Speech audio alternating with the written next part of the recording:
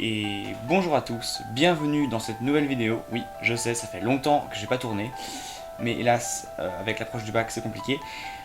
Je vais vous parler aujourd'hui du coup d'une femme qui a été à la fois militante, catholique et résistante polonaise et qui sauva 2500 enfants du tristement célèbre ghetto de Varsovie.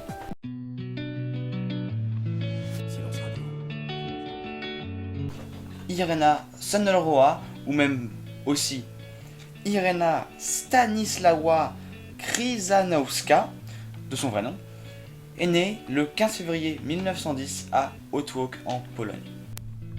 Déjà, le père d'Irena exerçait la ô combien noble profession de médecin dans le village d'Otwock, aux environs de Varsovie. Il était aussi membre du parti socialiste polonais et quand il est mort du typhus en 1917, alors qu'Irena n'avait que 7 ans, il avait inculqué à sa fille toute forme de tolérance par rapport aux croyances religieuses de chacun. Et comme son père gérait très mal tout ce qui était financier, la famille était absolument ruinée. La communauté juive l'apprend et décide du coup de les aider et du coup de payer les frais de scolarité d'Irena, mais sa mère refuse et elle est contrainte à fermer le cabinet du père d'Irena et à aller déménager dans le village de Piotrkow où vivent les grands-parents d'Irena. Là-bas, elle décide de faire des études de droit en 1927, mais comme le droit est un domaine qu'on dit réservé aux hommes, elle se fait harceler par ses professeurs et s'avoue vaincue et retourne faire des études de littérature. En 1931, elle épouse Mietek Sendler. Et c'est donc là qu'elle prend le nom d'Irena Sendlerowa. Par la suite, elle intègre le Parti socialiste polonais pour lutter contre l'antisémitisme qui est très présent à ce moment précis. Et c'est son premier pas vers une lutte acharnée.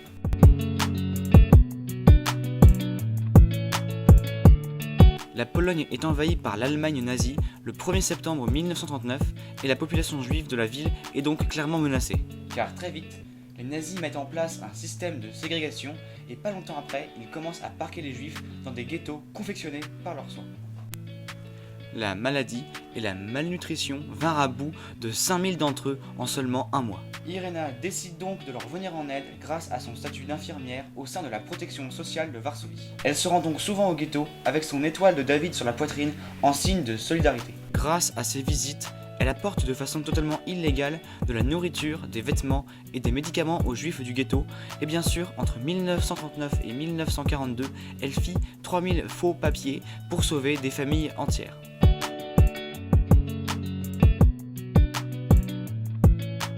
À partir de 1942, elle commence à travailler pour le groupe Zegota, qui est un nom de code pour le Conseil d'aide aux Juifs. C'est donc un mouvement de résistance clandestin financé par le gouvernement polonais et Irena est une des premières recrues. Mais il fallait un prétexte pour faire sortir les enfants du ghetto et il était tout trouvé. Arrêter la propagation de maladies dans le ghetto. Au début, elle allait seulement voir les orphelins du ghetto, mais après, elle a commencé à aller aussi voir les parents pour leur proposer leur aide à eux aussi. Le plus compliqué dans cette affaire était de faire sortir les enfants du ghetto. Pour ce faire, elle les cachait dans des réceptacles de la vie de tous les jours, comme des sacs à patates ou bien des coffres à outils pour les plus petits d'entre eux. Et pour plus de fun, elle pouvait parfois avoir recours à des cercueils. Et d'ailleurs, histoire de rire un peu, elle avait dressé un chien pour qu'il aboie afin de couvrir les sanglots des enfants. On n'a pas tous les mêmes moyens dans la vie. Mais hélas pour elle, la supercherie ne dura pas bien longtemps.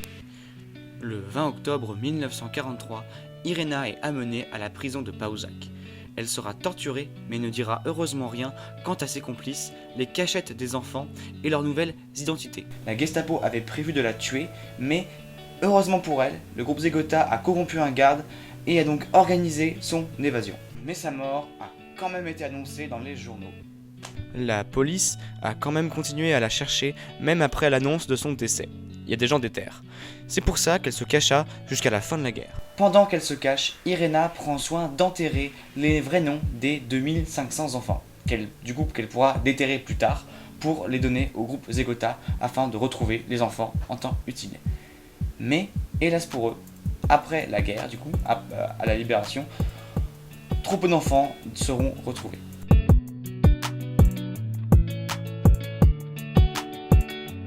L'histoire d'Irena fut très longtemps trop peu connue du grand public. Mais en 1965, elle a quand même obtenu le titre de Juste parmi les nations de l'organisation Yad Vashem.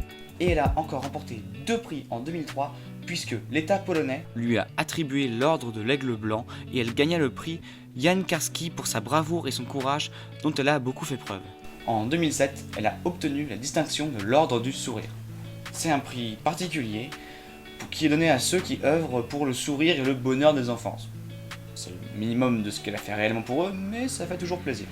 Et enfin, en 2009, et malgré son décès en 2008, elle reçut le prix humanitaire Audrey Hepburn. Et voilà, c'est tout pour Irena Sendler ou Irena Sendelowa.